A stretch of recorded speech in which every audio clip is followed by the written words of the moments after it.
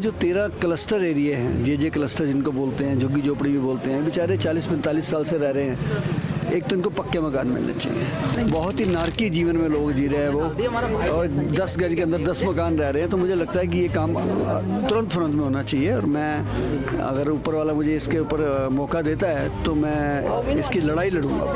ये तो पार्टी का डिसिप्लिन है जी, जिसको पार्टी आदेश करती है। मुझे तो उन्होंने कहा था ज्वाइन करो, मैंने ज्वाइन कर लिया। मेरा रंग दे बसंती चोला, भगत सिंह के चेले हैं हम तो।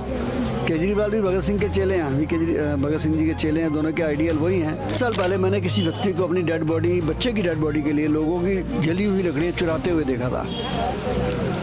तो मेरे जीवन का बदलाव था। मैंने प्रण किया था कि दिल्ली के किसी भी शमशान घाट पे कोई भी व्यक्ति अपने बच्चे को लेके आएगा, बुजुर्ग को लेके आएगा, लावारिस होगा, उसका दाह संस्कार मैं कराऊंगा। अब विधानसभा तक जाना है, जरिया ये है। आगे कितनी सेवा मिलती है ये ईश्वर के हाथ में है। किसकी सरकार बनती है, क्या ये राजनीतिक बातें हैं? मैं राजनीति के हिसाब से सेवा नहीं आया हूँ, मैं सेवा के हिसाब से आया हूँ। नमस्ते, आदित्य नाम है मेरा, और आप मुझे झलको दिल्ली के फ्रेम में देख रहे हैं। फिल वक्त मेरी मौजूदगी है शहादरा विधानसभा क्षेत्र में। जैसा कि आप सबको पूर्व से विदित है कि आज आम आदमी पार्टी ने 20 विधानसभा सीटों पर अपने प्रत्याशियों की घोषणा की है। तो उसमें से एक सीट है शहादरा विधानसभा। शहादरा विधानसभा से जितिन सिंह संटी को आम आदमी पार्टी ने अपना प्रत्याशी बनाया है। जितिन सिंह संटी का ये कह सकते हैं अंशकालिक राजनेता है और पूर्णकालिक समाजसेवी हैं।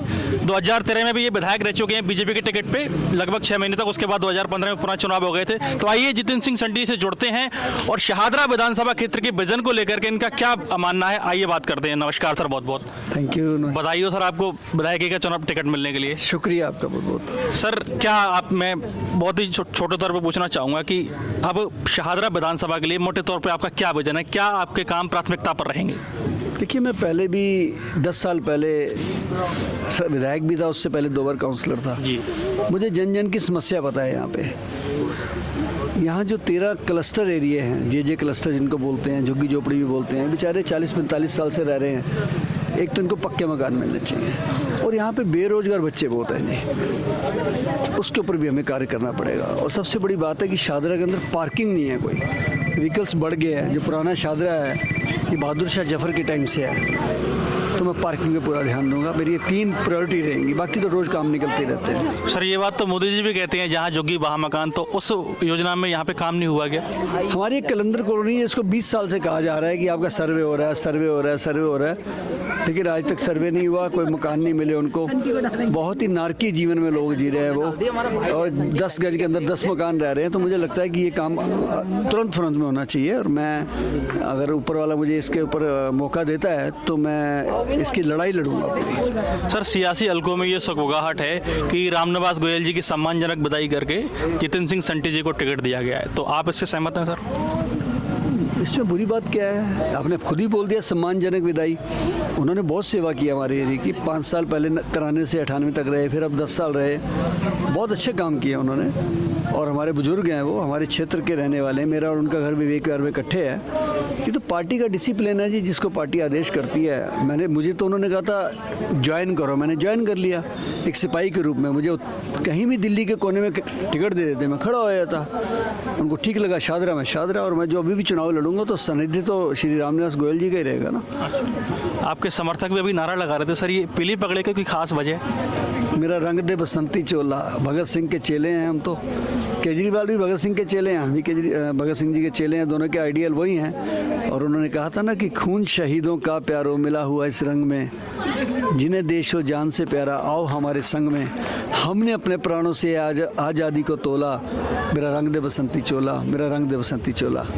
बहुत खूब सर। ये भगत सिंह सेवा दल जो आप संगठन चलाते हैं, ये तो एक नॉन प्रॉफिटेबल ऑर्गेनाइजेशन है, तो आपके व्यक्तिगत स्तर पर आय के क्या स्रोत हैं, क्या काम काज हैं आप? मैं वैसे प्रॉपर्टी का बिजनेस करता हूँ, और मेरा बेटा जो है डिजास्टर मैनेजमेंट का काम करता है, छोटे वाला। बड़े वाला उसके अपने B&B हैं।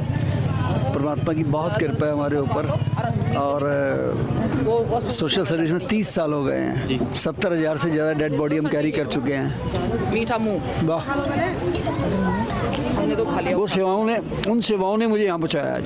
अच्छा सर, क्या मोटिवेशन रही थी कि आप 30 साल से लगभग लगातार रूप से बने हुए हैं, सामाजिक सेवाएं कर रहे हैं, लगभग 70,000 शवों की आपने अंतिम संस्कार करवाया है, तो क्या मोटिवेशन रहा सर इस चीज़ में आपका?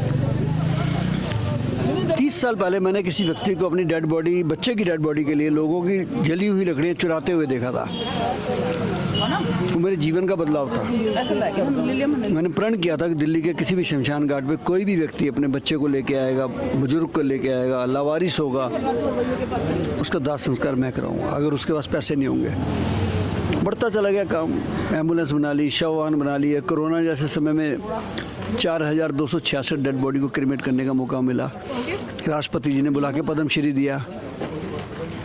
तो ये उसकी कृपा ऊपर वाले की, वो सेवा, वो मोटिवेशन काम आई, माँ का आशीर्वाद काम आया, मिसिस का, बच्चों का, मेरी टीम का, ड्राइवरों का, सबका साथ मिला, तो यहाँ तक पहुँचा मैं। सर, आप 2013 में एक अलग राजनीतिक संगठन से चुनाव लड़ा था और अब आप आम आदमी पार्टी ज्वाइन की है। इस बार बीजेपी थोड़ा सा अधिक कॉन्फिडेंट दिख रही है दिल्ली चुनाव में, तो कहीं ऐसा तो नहीं है कि सरकार उनकी बन जाए, आपसे रॉन्ग नंबर डायल हो जाए?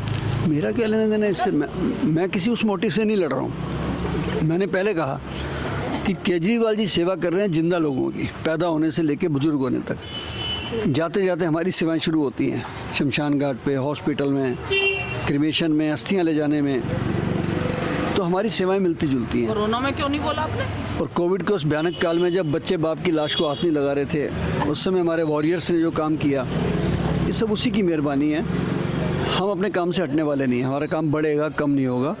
हम जीतें ना जीतें ये ईश्वर के हाथ में है, क्योंकि ये चुनाव हम राजनीतिक नहीं, सेवा का लड़ रहे हैं, और सेवा करने वाले मेरे साथ खड़े हैं, सेवा करवाने वाले मेरे साथ खड़े हैं। शंटी ने चुनाव नहीं लड़ना है, इन लोगों ने चुनाव लड़ना है। विधानसभा तक जाना है, जरिया ये है, आगे कितनी सेवा मिलती है ये ईश्वर के हाथ में है। किसकी सरकार बनती है, क्या ये राजनीतिक बातें हैं? मैं राजनीति के हिसाब से सेवा नहीं आया हूँ, मैं सेवा के हिसाब से आया हूँ, और मेरी सेवाएं बढ़ेंगी, क्योंकि अब समर्थन, जब प्रशासनिक समर्थन मिल जाएगा, तो जो राइट्स हैं एक पेशेंट के या डेड बॉडी के, मैं उसकी आवाज़ विधानसभा में उठाऊंगा।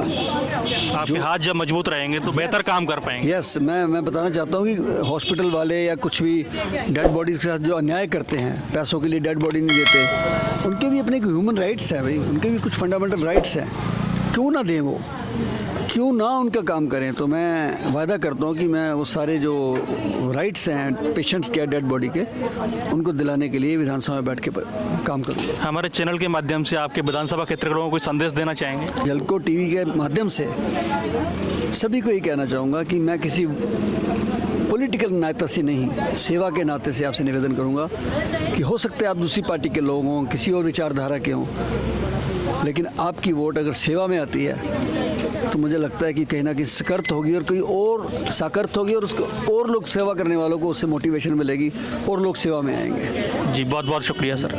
ये थे हमारे साथ में जितेंद्र सिंह संटी, जिनका सेवा ही प्रथम धर्म है, राजनीति में सत्ता प्राप्ति या किसी तरह का और लाभ लेने का इनका कोई उद्देश्य नहीं है। इस तरह की और रोचक बातचीत के लिए हमारे साथ बने रहिए। आप देख रहे हैं झलको दिल्ली, मैं आदित्य कौशिक, कैमरे पर मेरा साथ दे रहे हैं मेरे साथी नरेश। शुक्रिया।